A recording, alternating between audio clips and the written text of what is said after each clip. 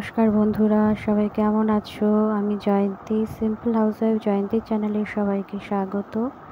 আজ অনেক দিন পর আমি একটা ছোট্ট রান্নার ব্লগ নিয়ে তোমাদের সামনে আসলাম। জানি না তোমাদের কতটা ভালো লাগবে, তো আমি চেষ্টা করলাম যতটা সম্ভব তোমাদের সামনে তুলে ধরতে। দেখো আমি এগুলো কী কাটছি, তোমরা বুঝতে পারছো কিনা জানি না, তো আমি বলবো আস্তে আস্তে। আমি এগুলোকে সুন্দরভাবে আগে ছাড়িয়ে নিয়েছি চাকু দিয়ে। আমি যেহেতু নিচে বসতে পারি না, তো অনেকটা সময় ছাড়াতে লাগে, তাই চাকু দিয়ে চেয়ারে বসে আমি ছাড়িয়ে নিয়েছিলাম।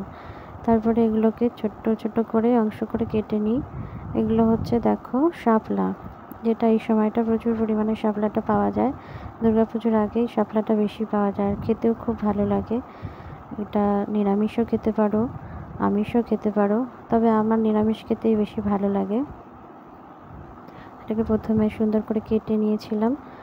আর জিনিসটা যেহেতু জলে হয়, তাই এটাকে খুব সুন্দর পরিষ্কারভাবে ধুতে হয়। মোটামুটি 4-5 বার একদম ভালো করে জলে ধোয়াটা খুব প্রয়োজন, কারণ জল, খাল, বিল, জলা জমিতে এগুলো হয় আর নোংরা থাকে জলে, তাই খুব ভালো করে ধুতে হয়। প্রচুর পরিমাণে কষ থাকে।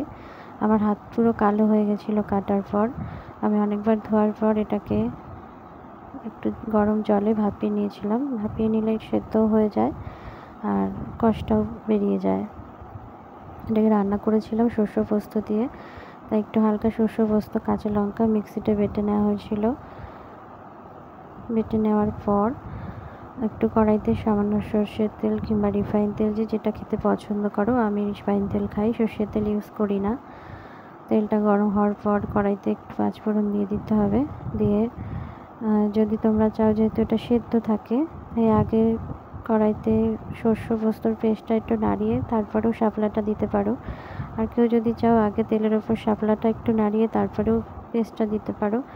দেওয়ার পর কিছুটা সময় নাড়িয়ে চাড়িয়ে একটু হালকা জল ছিটা দিয়ে দিতে হবে, যেহেতু এটা আগে থেকেই সেদ্ধ করা, তাই বেশি জল দিলে ভালো লাগবে না। বেশ ভালো করে নাড়িয়ে চাড়িয়ে এটাকে নামিয়ে নিলে খেতে খুবই ভালো লাগবে। যার যেমন ইচ্ছা সেই মতো স্বাদ মতো নুন চিনি দিতে পারো, আর জলটাও সেরকম পরিমাণেই দেবে। কেউ যদি শুকনো খেতে চাও সে একদমই শুকনো রান্না করবে, আর কেউ যদি একটু ভেজা খেতে চাও তাহলে ভেজা ভেজা রান্না করতে হবে। তবে খেতে দারুণ, আমার তো খুবই প্রিয় জিনিস, আর গরম ভাতে খুবই ভালো লাগে। তো বন্ধুরা, আমার এই রেসিপিটা তোমাদের কেমন লাগলো জানিও। যদি ভালো লাগে তোমরাও ট্রাই করে দেখতে পারো, আর কমেন্টসে জানিও যে তোমরা কে কে শাপলা খেতে ভালোবাসো। তো আজকের ভিডিওটা আমি এখানেই শেষ করে দিলাম। আগামী দিন চেষ্টা করব আরও ভিডিও কিছু নিয়ে আসতে। আমি তো এখন ব্লগ নিয়ে তেমন আসি না, তবে চেষ্টা করব মাঝে মধ্যে এরকম ছোটোখাটো ব্লগ নিয়ে আসতে। আজকের মতো এখানেই শেষ করলাম। টাটা বন্ধুরা, সবাই খুব ভালো থেকো, পাশে থেকো। আমার ভিডিওতে লাইক কমেন্ট করো, আর আমার চ্যানেলটা একটু সাবস্ক্রাইব করে দিও। তোমাদের ভালোবাসা না পেলে আমি এগিয়ে যেতে পারবো না। ভালো থেকো সবাই, টাটা।